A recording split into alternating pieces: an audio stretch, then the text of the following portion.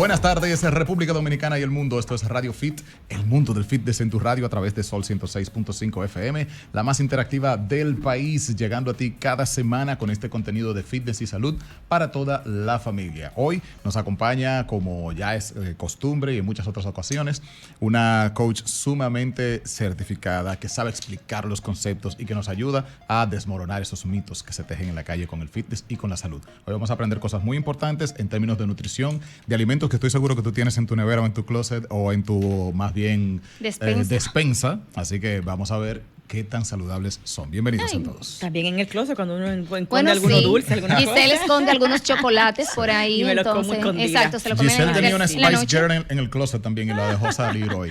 Ella vino muy bichota hoy. Yo le no pregunté sabía. que por qué ella no me prestó esa chaquetita para yo ir al concierto. No es mía, es de mi hija. No me la quería prestar y se la quité a la Anda. mala, pero bueno. Hablar con Miranda. Chicas, estamos, bueno, ya a ley de unos días para Semana Santa.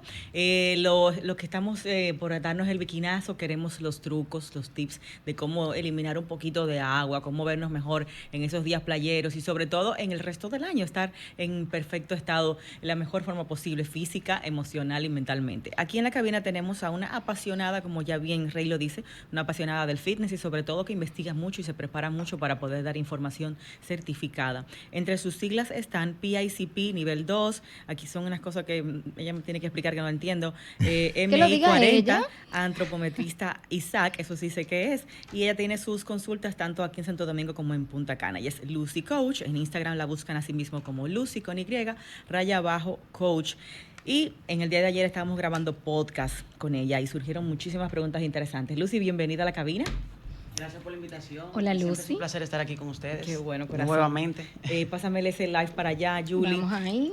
Lucy, en el camino que compartimos ayer un ratito juntas en el vehículo, surgió una pregunta de las de todo el tiempo, ¿no? Con relación a qué comer y qué no comer, el estrés, la parálisis por análisis, que siempre estamos analizando todo lo que vamos a comer y qué vamos a quitar y qué vamos a poner, y ese estrés no nos deja vivir. Entre ellos está el tema de los famosos conservantes, nitritos y nitratos del jamón, de los embutidos. Tú como coach que manejas el tema salud y manejas el conocimiento de la nutrición con tu máster en bioquímica y nutrición, ¿qué puedes aportarnos con relación a los nitritos y los nitratos? ¿Son tan malos para el consumo humano? ¿Realmente debemos eliminar los embutidos? Mira, con el tema de los nitratos es el típico caso de ingredientes que vemos en los alimentos que no sabemos lo que es. Suenan raros. Y como no lo conocemos y el ser humano tiende a temer a lo desconocido, pues entonces lo asociamos como algo que no debe ser bueno para la salud. No, si es algo que, como dicen por ahí, yo he escuchado mucho, si es algo que no puedo pronunciar o me cuesta pronunciar, bueno, pues me alejo de él. Claro. Y bueno, basar tu alimentación en ese tipo de estándares definitivamente no te va a hacer tomar decisiones objetivas en cuanto a tu alimentación. Y tal es el caso del nitrato. El nitrato es básicamente un compuesto químico que está básicamente una molécula donde vemos nitrógeno y oxígeno y se utiliza en la conservación de los alimentos. Por ejemplo, se añade a las carnes procesadas como los embutidos, jamón y demás para poder facilitar o evitar más bien el sobrecrecimiento de bacterias y que esto no pueda provocar una intoxicación alimentaria. O sea, que por dura más bacterias. tiempo. Más tiempo del que naturalmente Exactamente. Es eso o posiblemente, inclusive hay casos de intoxicaciones alimentarias que tienden a ser mortal y requieren atención médica inmediata. O sea, para evitar Ese casos tipo de de mortalidad que se pueden evitar mediante compuestos químicos que se utilizan en la industria alimentaria, como es el caso del nitrato en las carnes procesadas como los embutidos, pues tiene su uso. Bien, En y el siempre caso- se investiga su seguridad para poder saber cuáles son los pros y los Si son contras de su seguros. uso, las dosis seguras, porque también ese es otro tema. Todo tiene una dosis segura. O sea, básicamente te pasas de la dosis segura, entonces entras en un consumo de dosis tóxica y dependiendo de qué tan por encima de la dosis segura te hayas pasado, pues entonces puedes tener algunos riesgos de salud. Eso sí puede pasar, pero eso aplica a todo. Podemos mencionar esos, los más comunes que se utilizan o que consume la población. Vamos a hablar desde salami, jamón, salchichas. Sobre todo el pepperoni, dominicano, que consume salchicha. bastante salami. Exacto. Estos son para conservarlo, para que no se fermenten. O sea, que es algo Exactamente. bueno. Claro que sí. Es Exactamente. para Y poder entonces, facilitar mayor volumen de alimentación. Exacto, es el mal Con- menor. Algo Exactamente. muy importante, chicos, que Lucy mencionó ayer, es que los nitratos específicamente Sí. están en todo, hasta en el agua que tomamos. Sí. Estamos consumiéndolos constantemente. Exacto. Ya, Wow. otra Y ahí cosa. viene el tema de la dosis segura. Exacto. Es decir, Sí. no podemos evitar los nitratos y muchos de los conservantes que se utilizan se aplican de manera sintética a los alimentos, es decir, a través de la manipulación en la industria alimentaria, también lo encontramos en la naturaleza, sea a través de la misma contaminación ambiental, como es el caso de los vegetales, están presentes los pesticidas de los cultivos agrícolas, y básicamente no se pueden unir a la tierra y se unen al agua de la tierra. Entonces, Claro. Y ahí la va planta la directo. absorbe y Exacto. básicamente te comes el vegetal y estás consumiendo cierta cantidad de nitrato. Entonces, Otra cosa, Lucy, que preocupa a la gente sobre este tipo de productos es también la calidad de la carne y que dicen que muchas veces, en el caso, por ejemplo, de los salamis y salchichas, agregan harina y mucho sodio. ¿Qué tú nos puedes decir en relación a eso? Sí, es cierto. Lógicamente, bueno, ya sí nos vamos al tema del sodio. El sodio es muy importante en la alimentación, también hay que ponerlo en contexto, Sí. porque las personas dicen, bueno, tiene sodio, no puedo Hay que consumirlo, pero el sodio está en consumirlo. todo. Sí, ujú. Si no consumes sodio, no tienes digestión, literalmente. Ajá. Las proteínas no pueden ser digeridas sin sodio como intermediario, y también parte de la digestión de los carbohidratos es dependiente del sodio.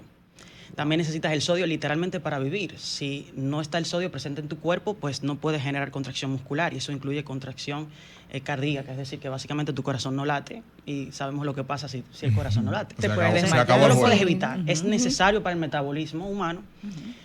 Siempre hay que obviamente tener en cuenta las dosis, las cantidades. Y sí, hay alimentos que son muy altos en sodio, que por tanto si consumes demasiada cantidad puedes obviamente aumentar bastante tu consumo de sodio. El tema aquí no es el sodio, sino que La cantidad. Las que porciones.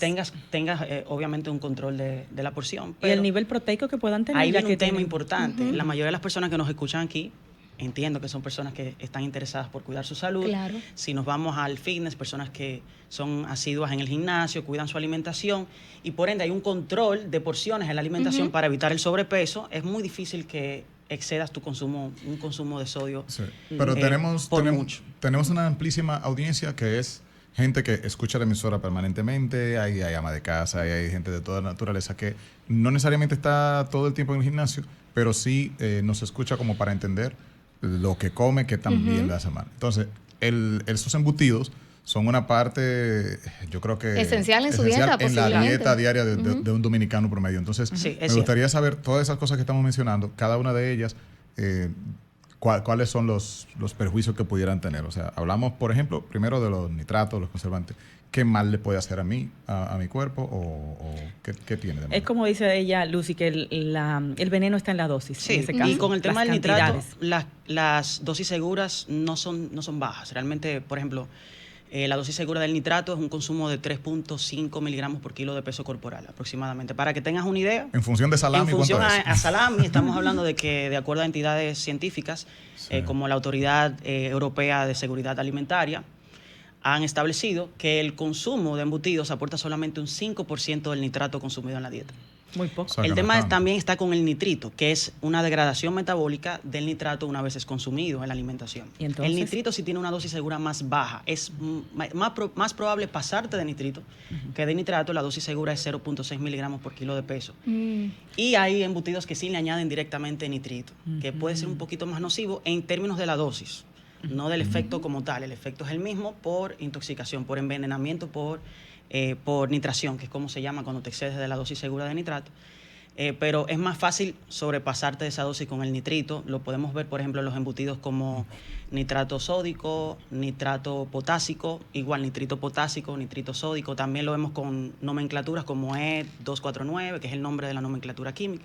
Ok. Siempre lo vas a encontrar en los ingredientes de los embutidos. Pero Siempre asumo está que- para la conservación de los mismos. Pero debe ser una cantidad muy grande de embutidos para llegar a un nivel tóxico. Demasiado elevada, y obviamente eso es muy difícil lograrlo cuando hay un control de porciones en general en la dieta para evitar pasarte de calorías y aumentar de peso. Y cuando hay Eso. variedad. Claro, es una buena fuente de proteína, un embutido. Porque En yo creo que se ha comparación, satanizado. depende, siempre cuando hablamos de alimentación y en ciencias en general, siempre lo hacemos hacemos una comparación relativa para decir es mucho o poco en relación a qué. Entonces, si lo comparamos con las carnes, es un aporte bajo. Si lo comparamos, por ejemplo, con fuentes proteicas vegetales, posiblemente se pueda comparar. Exactamente. Entonces, si lo comparamos con carnes mínimamente procesadas, o sea, básicamente la carne entera, va a tener más proteína la carne. Va a tener más proteína la carne. Digamos que es una fuente de sería una un cantidad complemento a la proteína que estás ingiriendo en una comida. Por ejemplo, si decides comer huevos en el desayuno, puedes agregar jamón de pechuga de pavo para aumentar el consumo de proteína. Sin aumentar mucho el consumo de grasas, porque los huevos aportan grasas también. Sí. Entonces, a más consumo de grasas, hay más posibilidad de un mayor consumo de calorías. Entonces, si quieres aumentar el consumo de proteína en esa comida, sin tanta grasa, sin consumir demasiadas calorías en esa comida, puedes agregar 2 o 3 huevos, dependiendo de los requerimientos de cada quien de proteína, y agregar unas cuantas lonjas de jamón para aumentar el consumo de proteína sin pasarte mucho de calorías. O sea que los 3 golpes, el desayuno de los 3 golpes, que es... Tú estás muy preocupado por el salami. Un tubérculo, un tubérculo con... le llaman los 3 golpes, ¿verdad? Naturalmente. Sí. Un mangú, Raymond, habla claro. No, pero capaz que puede ser mangú. Generalmente mangú. Siempre es un puré de algo. Exacto. Mango de guineíto o pero de más bien, exacto, un mangú. Entonces, esa combinación de proteína que mencionas es válida en este caso, entonces, que normalmente los famosos 3 golpes es huevo, salami, queso. Y queso. Y si nos vamos con plus, puede tener aguacate. Todo es frito. Pero el tema aquí está no en las fuentes, sino en la porción. Al final, ¿cuántos huevos tú te comes en los 3 golpes? Un huevo, 2 huevos. Agrega salami, que tiene mayor cantidad de grasa. Tiene una relación más desproporcionada de proteínas y grasas, es decir, te aporta muchas grasas para la cantidad de proteína que te da en comparación al jamón de pechuga de pavo, que te aporta muy pocas grasas y te da una buena porción de proteína. Normalmente las fuentes cárnicas o de fuentes animales que aportan pocas grasas te dan más proteína. Esa es la idea. Yo cambiaría, por ejemplo, el salami por el jamón. Exacto. En esos 3 golpes. Aquí, yéndonos a ese mismo tema de los alimentos que dan temor y terror, los edulcorantes artificiales, que lo hemos hablado mucho aquí en el programa. Se ha hablado en estos días, en últimos estudios que se han realizado, que supuestamente provocan accidentes cardio y cerebrovasculares, los edulcorantes artificiales, el azúcar de dieta. ¿En qué va eso? G, si me permites, sobre el tema embutido, alguien tiene una pregunta aquí, antes para cerrar ahí. Embutido curado versus procesado, o sea, jamón, salami, salchicha, etcétera. Normalmente los curados tienen más sodio.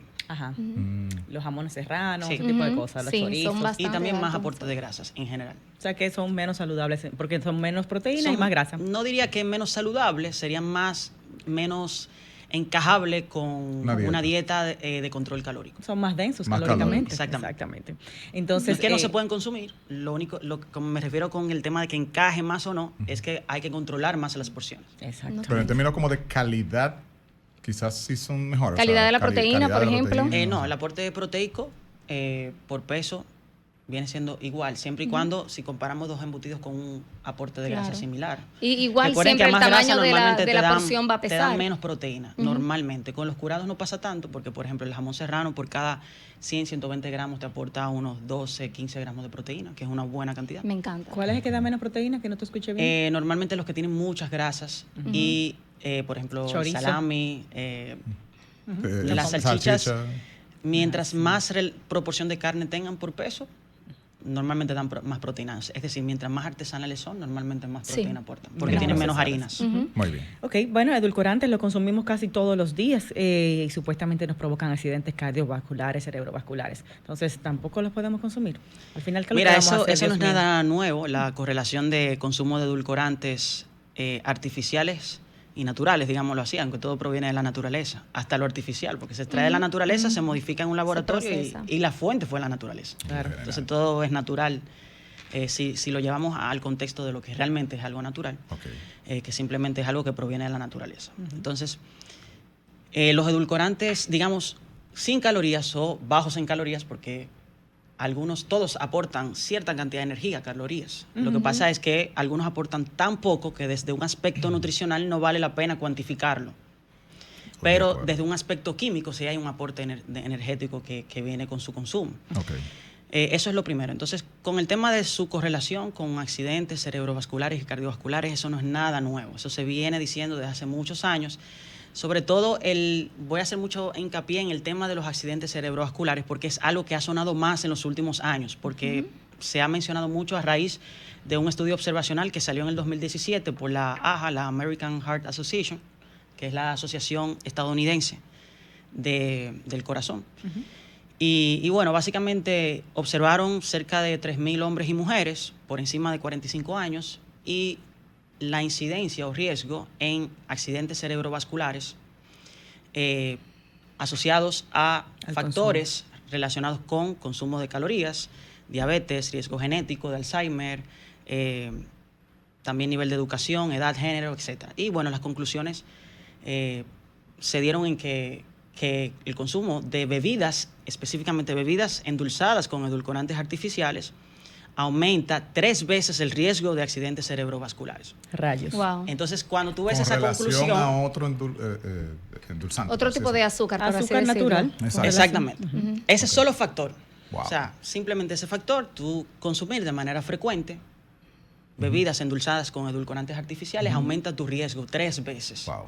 de padecer un accidente cerebrovascular. Y puede sonar 3 veces, wow, como Como mucho. es mucho, pero realmente es un incremento de riesgo relativo. Volvemos a lo mismo de a qué lo estamos comparando. Ahí no se habla de riesgo absoluto.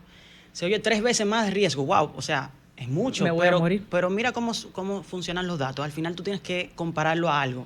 Okay. ¿Y cuál es el riesgo, según datos epidemiológicos recientes, de que una persona padezca de un accidente cerebrovascular? 0.4% de probabilidad.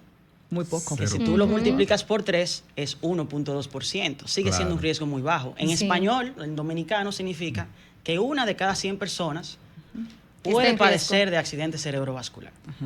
Entonces, ok. empezando por ahí. O sea que Segundo, una persona que consuma azúcar normal tiene una probabilidad de cada 100 menos 1, o sea, media persona de cada 100. Exactamente. Y si consume vuelve edulcorantes uno. como este, se convierte en uno de cada 100. según las conclusiones. Según de esos estudios. Que no es falso la conclusión porque ellos sacaron una conclusión basada en los datos que ellos obtuvieron. Pero cuando tú te vas a la metodología del estudio, que es que tú ves cómo recopilaron los datos para ver si realmente la forma de recopilación de datos y de análisis de los mismos se asocia con una conclusión que está en la realidad.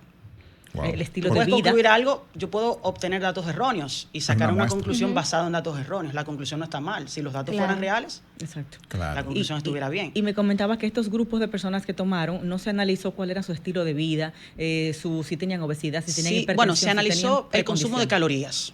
Solamente, pero no una O sea, precondición de salud. Exactamente.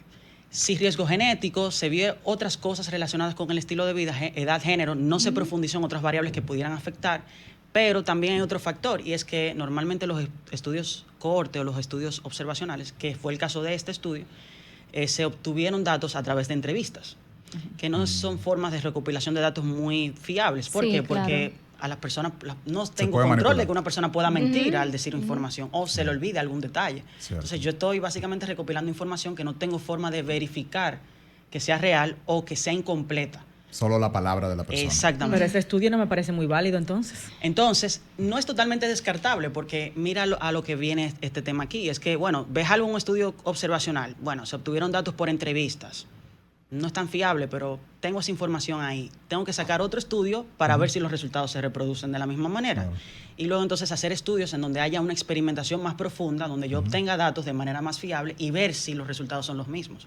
O sea, eso es como la punta del iceberg. Es para empezar a ver, bueno, hay algo aquí que Hay un dato. hay una alarma aquí. Vamos a Claro. empezar a investigar más. Pero yo Claro. no puedo sacar conclusiones No es concluyente. tan severas Muy bien. que puedan ser utilizables en la práctica clínica. Excelente. Tenemos que hacer una pausa. Al regreso me gustaría saber de tu propia voz cuál hasta ahora recomendarías tú para el caso de endulzar nuestros alimentos, y vamos a ver algunos otros alimentos que andan por ahí que pudieran estar siendo buenos o nocivos para nosotros, a la salud. Y al regreso conectamos con ustedes, así que compartimos las líneas cuando regresemos de la pausa para que ustedes hagan sus preguntas también a nuestra Lucy Coach. Volvemos. En tu radio, hoy consultando con nuestra queridísima Lucy Coach, y estamos aclarando algunos temas relativos a los embutidos. Primero vimos y ahora estamos viendo el tema de los edulcorantes, o sea, con qué usted endulza lo que se toma. Y pues estamos viendo a ver esos estudios que dicen que sí pudiera causar cerebro accidentes cerebrovasculares por el consumo del mismo. Bueno, estamos viendo los datos, pero ahora también vamos a ver las dosis de esos famosos endulcorantes alternativos al azúcar. Yo quiero saber también cuál es, yo quiero saber también cuál Lucy recomienda, porque yo tengo la mía, mi favorita, y quiero saber si está Déjame dentro adivinar, de tu listado. la stevia, la que te gusta. No, realmente no. Me encanta fruta del monje porque incluso sí. para utilizarla para elaborar postres, Buena. no te cambia el sabor de lo Sí. que tú haces. Entonces, pues esa es mi favorita, la Bueno, verdad. Lucy es una coach muy balanceada. Yo he llevado sus regímenes alimenticios y realmente ella no es de los coaches excluyentes Sí. ni que satanizan ningún alimento. Ella te maneja algo muy llevado a la realidad de tu día a día y cosas que tú puedas disfrutar y comer. Entonces, seguro que hay algún edulcorante que tú como coach colocas y que confías. Aparte de eso, Lucy, decíamos que al final los estudios no han sido concluyentes ni en el tema de cáncer con el consumo de azúcar de dieta, ni en el Correcto. tema de los accidentes cerebrovasculares. Ni cardiovasculares tampoco. O sea, que estamos hablando de que para llegar a esas posibles situaciones debe ser un consumo enorme que tengamos de edulcorantes. Mira, Para llegar ahí. no se ha linkeado directamente consumo de edulcorantes a ninguna dosis y riesgo de ninguna de esas enfermedades. Sin embargo, se ha establecido por probabilidad matemática un posible riesgo. Es decir, hemos investigado y sabemos que hasta esta dosis es seguro. También todo arroja de que si te pasas de esa dosis tampoco hay riesgo, pero se establece probabilidad, mira, ¿de qué manera? Al final hay muchas personas en el mundo, cada quien tiene su nivel de respuesta. Pudiera existir una persona por cada 100 individuos que pudiera tener un riesgo cuando sobrepasa cierta dosis. Entonces, básicamente, las dosis seguras se han establecido de manera bien responsable y bastante conservadora para, en base a esa probabilidad matemática. Es decir, que por probabilidad matemática se estima que a menos que te pases 3 o 4 veces, depende del edulcorante que se trate, la dosis segura, de manera constante en el tiempo por años, pudiera una de cada 100 personas, en algunos edulcorantes, una de cada 1000 personas, un riesgo de padecer alguna enfermedad, por ejemplo, un accidente cerebrovascular. Es muy decir, mínimo. Es muy mínimo. Muy mínimo. que se Dejemos- sabe por evidencia científica y por probabilidad matemática también. O sea, que dejemos el terror, Ok. dejemos de satanizar. Y también hay que ¿Cuál- ver qué dosis tienes tú. Vamos a decir que Eso tú dices, quisiera- bueno, yo no quiero correr el riesgo de ser uno de ese 100, de que me paso de la dosis, y ya hablé que te tienes que pasar por mucho para que por probabilidad te pudiera pasar algo, ¿verdad? Sí, pues Pero bueno, uno de 100 es poco, siempre y cuando ese uno no seas tú. Exacto. exacto. Claro. Pero vamos a decir que tú dices, bueno, yo no quiero pasar de esa dosis segura, no vaya a ser que me pase un poco y de repente esa probabilidad me toca a mí, aunque todavía esté muy por debajo de la dosis de probabilidad en donde pueda haber un riesgo. ¿Y cuál sería esa dosis segura, Lucy? Hay que ver entonces qué tanto edulcorante tienes que consumir para llegar a esa dosis. Es individual. Vamos a ver, para quien No es individual, es una dosis estándar, basado en, oye, ¿cómo se establece, Giselle? A ver. Basado en una sola persona de cada 100 que pudiera, al pasarse de esta dosis, entonces, empezar a ver ciertos síntomas, no enfermedades, síntomas. Entonces, basado en ese uno de cada 100, vamos a establecer la dosis segura. Es decir, que la dosis que sería la mayoría de las buena personas para se él. puede pasar de la dosis segura y no le va a pasar absolutamente nada. Pudiera sobrepasar 3, 4 veces la dosis segura y tampoco le pasaría nada. Hay que analizar al que sí le pasa. Exactamente, así se Wow. establecen las dosis seguras. O sea, es basado en lo que pudiera pasar si una persona tiene un alto riesgo, Claro. porque tiene un nivel de respuesta X. poco promedio o fuera del promedio. Bueno, pues entonces basado en esto vamos a establecer las dosis seguras. Y se revisa año tras año con Wow. nuevos estudios, nueva evidencia Qué científica. Sí, locura. porque si tú lo O sea, que no estableces es- con el estándar del no que es está a lo más loco que se saludable, hace. estás Claro. poniendo muy vulnerable al que no. Exactamente. Si Claro. lo ponemos, vamos a ponerlo en cantidades, ¿verdad? Un sobrecito de cualquier edulcorante artificial conocido, como sucralosa, que es la Splenda, o el aspartamo, que es el Equal y así, aporta 1 gramo o menos de producto, ¿verdad? La dosis segura, por ejemplo, del aspartamo es cerca de 36, 40 miligramos por kilo de peso corporal. Es decir, que, por ejemplo, en el caso de una Coca-Cola de dieta, que tiene aproximadamente unos 120 miligramos de aspartamo específicamente. Entonces necesitarías beber decenas y decenas de botellas de refresco de dieta para llegar. sobrepasar la dosis, La por ejemplo, dosis. en una persona de 70 kilos, una persona 140 libras. de un peso, ¿verdad? Vamos a decir estándar, si lo estandarizamos, ¿verdad? El peso corporal y así sacamos el promedio. Por ejemplo, la sucralosa, 14 miligramos por cada kilo de peso corporal, por kilo de peso corporal. Estamos hablando que un sobre aporta Sí, es mucho. menos de 1 gramo. O sea, Claro. tenés que beber Eso Es muy quería- difícil para uno llegar a esa dosis. Ojo, realmente. esto no es para, esto no lo digo para que arranquen la a beber utilicen. Coca-Cola de dieta sin control. Y todos Sí. esos productos. Quería Sino medirlo- para conocer la información y saber que no tenemos que satanizar las cosas. ¿Cuál Muy de bien, esos quería productos tú medirlo- recomiendas? Sí, quería medirlo en función de los sobrecitos. ¿Sabemos cuántos gramos es que tiene el Menos sobrecito? Menos de un gramo. Menos de un gramo. Menos. 1 gramo. Entonces, si tú tienes, por ejemplo, una taza Vamos a decir que tú de pesas café. 100 kilos, que no es el caso, ¿verdad? Exacto. En mi caso son 77 Tú kilos. necesitarías 1.400 gramos Para pasar. para sobrepasarte la dosis segura un día, pero también la dosis segura se establece. Normalmente el riesgo se vería matemáticamente por sobrepasarte de la dosis de manera constante en el tiempo. En años. En un largo tiempo. Exactamente. Si Chicos. tú ves una persona, y perdonen chicas que le interrumpan tanto, como para dejar esta idea clara, si tú ves una persona ahora mismo, Lucy, que se está tomando esta taza de café o de chocolate y se trae 4 sobrecitos y los vierte ahí, Vamos a... ¿qué tú le dirías a esa persona? Ay, loco, dale para allá bien, ¿no? ¿Qué tú le dirías? No, lo puede hacer sin problema. El tema es también, esto es algo importante y por lo cual también en los estudios donde no se ha sesgado bien las variables de riesgo y que pueden realmente impactar en el riesgo cardiovascular, es que normalmente las personas que utilizan cantidades masivas de edulcorantes artificiales tienden a tener pobres hábitos alimentarios. Ujú. Ah, ya. Por ejemplo, de hecho, eso es algo de estos días. En la última conferencia de la AHA salió el abstracto, oigan esto, el abstracto de un estudio. El abstracto es básicamente resumen. como la introducción de un estudio, de qué es lo que se está investigando aquí, de qué va a tratar el estudio, Bien. qué es lo que se está tratando de responder aquí. Bien. Ni siquiera se ha publicado el paper, el estudio científico completo, Muy bien. y ni siquiera ha pasado por peer review. Peer review es revisión por pares. Si yo, por ejemplo, hago una investigación científica, establezco un documento donde pongo todo lo que yo hice para llegar a mis conclusiones, entonces mis colegas en todas partes del mundo, sin yo saber de manera anónima quiénes son, van a básicamente Analizarlo. analizar todo eso, a ver dónde puede haber fallas en la metodología investigativa.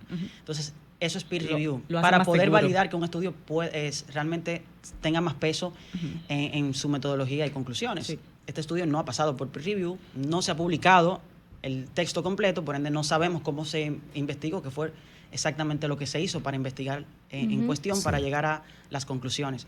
Y se concluyó que consumir edulcorantes artificiales, hacer dieta intermitente, ayuno intermitente, aumenta el riesgo de accidente Eso íbamos. cardiovascular. Ah, sí, sí. Eso es Pero un nuevo. casi todos un los nuevo estudios estudio. sí, han mostrado de que la mayor parte de las personas que saltan el desayuno son personas que tienen pobres hábitos alimentarios. ¿Por qué? Porque entonces en las demás comidas Un desastre. lo que hacen es que sobrecompensan el consumo que no tuvieron en el desayuno y obviamente lo hacen basado en alimentos con mucha densidad calórica, que normalmente no son tan nutritivos. Porque ya hay mucha hambre, ansiedad. Exactamente. mucho de todo. Así pasa con los edulcorantes artificiales.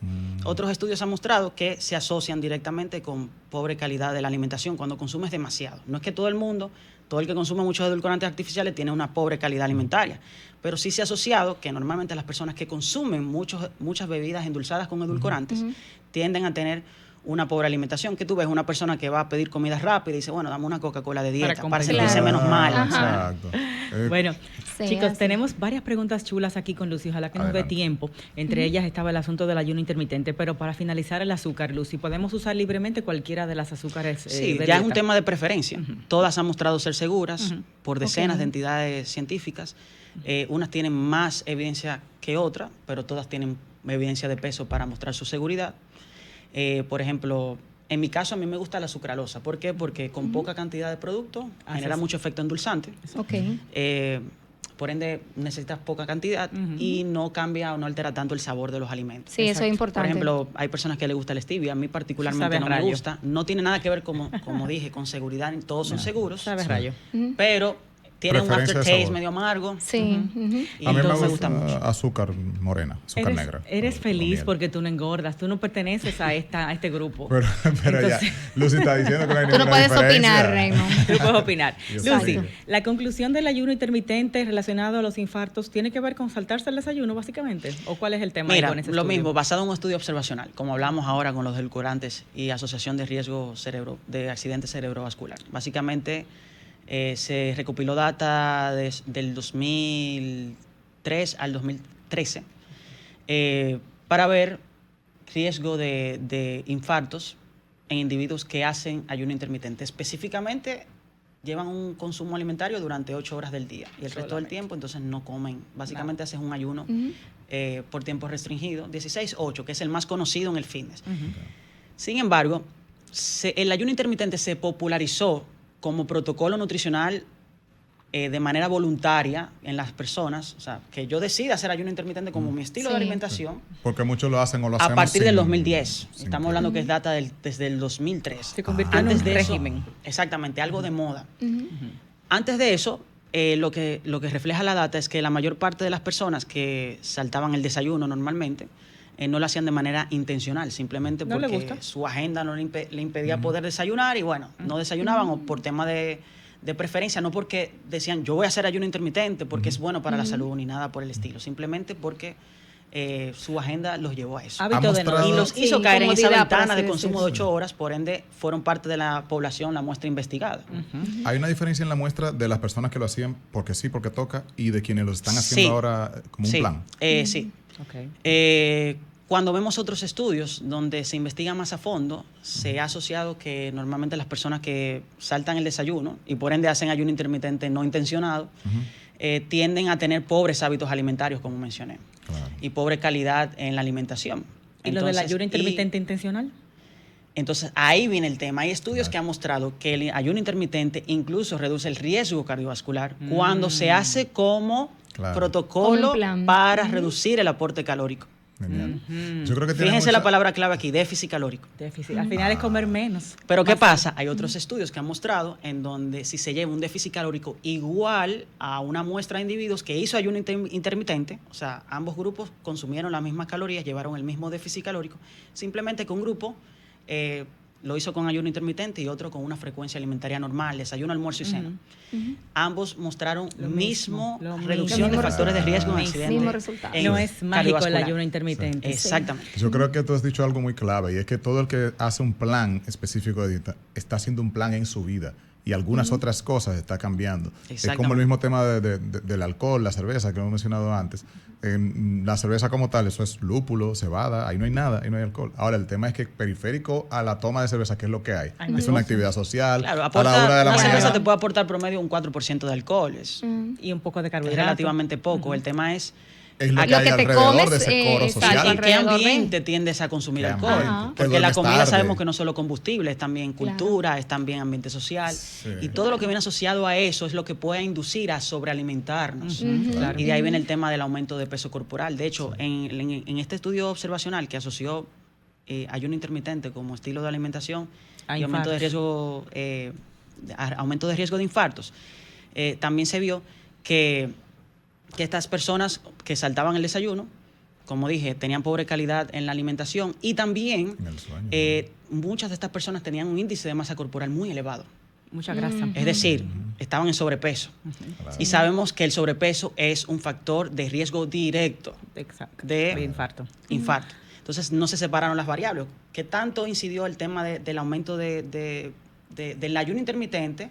Claro. O el tema de su o fue el condición. tema del sobrepeso, que Exacto. hizo más peso en el aumento de riesgo. Y esas variables normalmente en los estudios observacionales no se separan de manera cuantitativa y esto se confirma luego con estudios experimentales, estudios aleatorios controlados, que son los que más peso tienen en esas conclusiones. O sea que al final no fue el ayuno intermitente el culpable de los infartos, sino una serie de factores en la vida de esa persona. Exactamente. Como sobrepeso y otros malos hábitos. No Exactamente. necesariamente saltarse las 16 horas sin comer. Es correcto. Aunque Sobre para todo mí- el factor del sobrepeso, muy importante eso. Aunque Sí. para mí pasar esas horas de hambre tiene que tener algún efecto. Yo no voy con eso. Bueno, Yo- yo- Ya es un yo tema no de estoy- preferencia. Yo creo que Exacto. hay mucho No me gusta también- tampoco el ayuno Hay intermitente. mucho hambre, de una persona que duerme muy tarde, probablemente también se levanta tarde y no desayuna tan temprano. Por tanto, está haciéndolo el ayuno sin Volvemos darse a lo cuenta mismo, un tema y de está preferencia. Bueno, descansando. quizá Claro, te conviene hacer ayuno intermitente por Por tu estilo de por tu vida. agenda o tu manejo de Sí. sueño. Pero lo que Hay quiero personas que yo tengo amigos que no les gusta Rosselló, por ejemplo, mi hermano Rosselló Ajá. no le gusta desayunar. ¿A Rosselló no le gusta? No le gusta desayunar. Él Oh. nunca tiene apetito en la mañana y él ha hecho de Sí. mil maneras tratando de tener apetito en la mañana sí, y él claro. si desayuna es porque se ve obligado a hacerlo para poder cumplir con su cuota de calorías. Claro. Wow. Hay mucha gente Pero así. lo recomendable entonces en salud es desayunar. Conclusión, ¿verdad? Mira, lo ya es mejor. un tema de preferencia, Sí, como no mencioné. influye. No tiene incidencia siempre y cuando no haya un cambio en la ingesta de calorías. Ahora, si saltar el desayuno te hace reducir el aporte de calorías, acompañado de una buena calidad en tu dieta, definitivamente vas a tener mejores parámetros de salud en el tiempo. Pero no es el ayuno intermitente lo que lo provocó, sino Entonces, mejorar tus hábitos alimentarios en general. En la frasecita de marketing de que el desayuno es la comida más importante del día era para vendernos más conflé, básicamente. Es muy probable que sí. Oh, wow. Bueno, vamos a la pausa. A Lucy la pueden seguir con estas informaciones chulísimas. Mire, tú estás posteando muy poco. En @Lucy_coach. Hay también contactos para consultas con ella, tanto de manera presencial allá en Punta Cana, aquí en Santo Domingo, y online. Cuando volvamos, hay unas preguntitas de Lucy que, wow, muy buenas. No sé si dará tiempo. Si es posible aumentar masa muscular llevando entrenamiento para triatlón, Wow. que sabemos que, depleta la masa De cara muscular. ahora al triatlón de Capcana el último domingo de abril. Muy buena pregunta. Tú vas para allá, Bueno, seguro. Sí, tengo algunos atletas que van para allá. Exacto. Wow. Buena Y pregunta. los 3 suplementos que escogerías en tu vida cotidiana. Venimos con eso luego de la pausa. Estamos de vuelta, esto es el mundo del fitness en tu radio y ahora pues nosotros seguimos consultando con nuestra querida Lucy Coach. Teníamos algunas preguntas que dejamos ahí para la pausa y también vamos a aprovechar para abrir las líneas, para tomar algunas llamaditas, a ver si nos da tiempo a contestar una, aunque sea dos preguntas de nuestros oyentes. 809-540-1065, la gente que está aquí en Santo Domingo, también el 1-809-200-1065, la gente que está en el interior, y 1-833-610-1065 para la gente que está en Estados Unidos. Yo casi no hablo porque soy fan de la voz de Rey. Bueno, Qué lindo. Julie, Lucy y Rey, esto es una pregunta que le hacemos a todos los especialistas que vienen aquí al programa. Si tuvieras que escoger solo 3 suplementos para tu vida cotidiana, ¿cuáles serían? Ay, Dios mío, qué difícil. 3. Yo sé uno. Dame, No es Lucy. tan difícil realmente. Pero muy chintres. Cuenta. Bueno, si es difícil establecerlo para todo el mundo, porque Las cada necesidades, tipo me de imagino, son población diferentes. tiene necesidades mayores de nutrientes versus otras. Por ejemplo, ya las mujeres luego de los 40 necesitan mayor dosis de calcio diaria. Es difícil conseguirlo en la dieta, esos son en la cantidad ustedes. necesaria. Y bueno, ahí se aplica la suplementación para compensar, ¿verdad? Claro. Pero bueno, Pero sí, tú como coach, los 3 que no dejarías de poner. si hablamos de personas que hacen ejercicio de manera recreacional, independientemente del tipo de actividad física que sea, algún suplemento de magnesio, muy importante. Esto es ¿Cuál? basado en las deficiencias más comunes de micronutrientes, vitaminas y minerales que vemos. ¿Cuál magnesio, Lucy? Porque hay 400 tipos de magnesio. Sí. Sí, eso es una pregunta muy común. Eso Al es cualquier magnesio que sea quelado. ¿Cómo sabes que es quelado? Si dice al final, como vamos a decir, el segundo apellido del magnesio, dice Glicinato. chelate o chelate. No glicinato. Ok. Por ejemplo, magnesium, glycinate, chelate. Chelate, así como- Chelate. Ok. Y el glicinato, pues, Si ves que entonces- termina en ate en inglés, en el apellido, es casi seguro. seguro que es quelado. Ok. Ok, el glicinato es otra cosa. Ok, ¿cuál otro? Sí, el glicinato de magnesio Es chelato. es un magnesio quelado. Ok. La quelación es básicamente un proceso químico en el que se interviene el mineral, en este caso el magnesio, que es un mineral, para facilitar su absorción intestinal. No significa que si no es quelado no lo puedas consumir, simplemente que Absorbe la menos. tasa de absorción va a ser menor en la mayoría de las personas. Por ejemplo, el óxido de magnesio, que es la mayoría de los suplementos de magnesio que encontramos Malísimo. típicamente en el mercado, es óxido de magnesio, tiene una tasa de absorción muy baja, promedio 5%. Aunque Ya. si estás muy deficitario de magnesio, vas a absorber mucho. Y para aumentar la tasa de absorción, tendrías que consumirlo con alguna comida que tenga proteínas. Porque entonces la proteína aportan en su estructura molecular un grupo amino y ese grupo amino hace la quelación, que es básicamente encapsular el magnesio para poder traspasarlo por la membrana intestinal y que llegue al torrente sanguíneo y sea utilizado en el metabolismo. Es decir, que como quieres es recomendable comerlo, es decir, tomarlo Consumirlo con con, comida. Si no es comida. quelado, si no es quelado. Ok, si es quelado, Puedes Como consumir sea. hasta sin comida porque básicamente Sin ya problema. tiene la quelación para tú poder Ok. absorberlo sin Interesante. necesidad de comida de por medio. perfecto. Nos fuimos con el magnesio. ¿Cuál Próximo. otro? Magnesio es uno.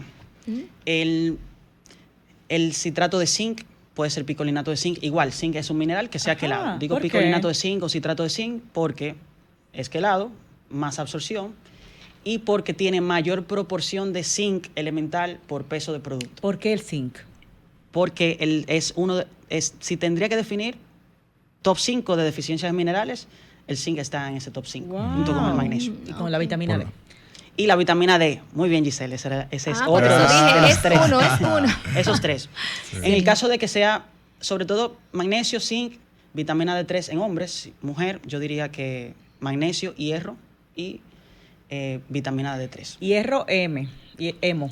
Preferiblemente hemo, es decir, de fuente animal, que tiene mayor también tasa de absorción. El de si hígado. se va a consumir, que no sea hemo, es decir, no hemo, que sea quelado, y preferiblemente con alguna comida que tenga alguna Vitamina fuente C. de vitamina C. Por ejemplo, un vaso de jugo de naranja en la comida, o agregar en una ensalada Limoncito, un poquito de limón. Exactamente, porque la vitamina C aumenta la saturación del hierro y así aseguras una buena tasa de absorción. Igual bisglicinato de hierro pudiera ayudarnos si no tenemos el hierro. Exactamente. Tenemos una llamadita. Buenas tardes, Radio Fit. Buenas tardes, gracias. Sí, excelente. Y me van a dar el nombre, pues llegué tarde al programa. De la expertos especialista. que ustedes tienen ahí, Sí, excelente. ella Yo se llama puedo Lucely buscar- Ten. En Instagram está como Lucy_Coach. Lucy con Y. Ahí la puedes buscar. Sí, y el caballero, Ese es Raymond Moreta, nuestra voz oficial, nuestro co-conductor. Raymond Moreta. Yo no sé lo que sabe Lucy, ¿eh? Ella es la que sabe. Exacto. Yo solo hablo. Adelante. Tengo una confusión. Él habló ahorita que la persona, por lo general, que tienen un índice de masa corporal tienden a tener sobrepeso. Quería saber sobre eso. Yo pensaba que un índice de masa corporal era que uno tenía músculo, que tenía un poquito más de músculo en el organismo. Muy buena pregunta. Ok, vamos Bueno, con Lucy, la... Mira, aclara eso. el índice de masa corporal es como El mix. Es la medida de índice antropométrico más básica que se utiliza para definir estándares antropométricos. Traduce. Tenemos medidas básicas que son peso y talla. Entonces, basado en eso, establecemos medidas en la medida de índice de masa corporal. Las medidas de índice siempre establecen si una medida, por ejemplo, básica como peso, está por encima o por debajo de lo que debería estar en relación a otra variable, en este caso a unidad de masa, que se establece por metro cuadrado. Es decir, que mientras más talla tienes, más metro cuadrado vas a tener, porque más unidad de masa puedes tener, y por ende se establece que tu peso estaría bien para esa cantidad de estatura que tienes o de metros cuadrados que tienes. Porque, por ejemplo, podemos decir, yo puedo hablar por teléfono con una persona que nunca he visto y me dice, bueno, yo peso 200 libras. 200 libras se puede escuchar como wow, mucho. tiene que ser obeso, sumamente... Pero mido. Pero mido, por ejemplo, 6 pies. Exacto. Bueno, ahí yo establezco, no, está bien o está por debajo inclusive para esa estatura. Entonces, el índice de masa corporal es básicamente eso. Establecer, una medida que nos permite establecer si hay mucho peso, si hay normopeso, un peso normal, o hay bajo peso para la estatura individual de la persona. Pero ahí no está lo que es masa muscular y grasa detallado. Es simplemente en función de peso absoluto, independientemente de relación de músculo-grasa. Sí se ha establecido, se ha visto estadísticamente que en el 85% de los casos de las personas que tienen un IMC elevado, dígase por encima de 25, sobre todo por encima de 30, que ya se considera como uno de los estándares para evaluar obesidad, ya por encima de 25 hasta 29 es sobrepeso. Es decir, si yo tengo un IMC, por ejemplo, de 25, lo que significa es que yo tengo 25 kilos de peso por metro cuadrado de estatura. Entonces, por debajo de 25 hasta 20 es normal. Bien, por debajo de 20 es bajo peso. Ahora bien, en el 85% de los casos que hay un IMC cercano a 30 o por encima, se ha establecido que es porque hay exceso de adiposidad, es decir, exceso de grasa. Solamente un 15% de las personas que tienen un IMC elevado, por encima de la norma, pues entonces es porque tienen mucha masa muscular. Como la masa muscular obviamente representa parte del peso total, hace efecto en ese índice. Pero en la minoría de los casos es porque hay mucho músculo y poca grasa. En la mayoría de los casos es porque hay mucha grasa, independientemente haya suficiente masa muscular o no. Hay más grasa de la que debería. Exacto. Nos está votando Romer, señores. Y antes, ahí, ¿Pero a de ver, qué si tú manera? puedes rapidito resumir eso que hablamos en el carro. De esa campañita que Lo hay que de te marcó. Coja mucho sol para la vitamina D, pero entonces después de un tiempo ya yo no voy a absorber esos 15 Sí, minutos. hay una campaña fuerte de que hay que tomar sol Achicharren, por la ¿sabes? vitamina D, que no hay que beber suplementos de vitamina D3. Lo que pasa es lo siguiente, el cuerpo siempre busca una adaptación. Si tú empiezas a tomar sol, obviamente sintetizas vitamina D a través de los rayos ultravioleta del sol, pero si siempre estás cogiendo sol de manera constante, va a haber un límite en esa síntesis. Entonces, por eso es muy común en personas que toman sol, aún así tienen deficiencia, lo mides en sangre, Sí. la vitamina D está baja.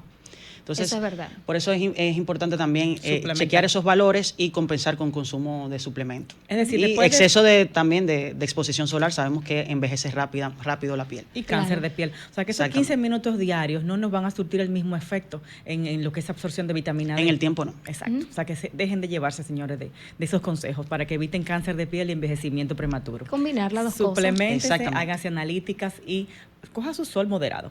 Señores, gracias por la sintonía. Lucy Coach con nosotros. Todo el programa completo va a estar ahora mismo en YouTube de Sol, en nuestro canal también y en Instagram con unos clips con lo más chévere que hablamos aquí. Feliz fin de semana y que la pasen chévere en Semana Santa. Y no cojan tanto sol, no se achicharren. No, y coman bien dentro de lo que cabe. Claro. Control con las habichuelas. Claro. Lucy, gracias por estar con nosotros. Gracias, Lucy. Bye, Gracias bye. por la invitación.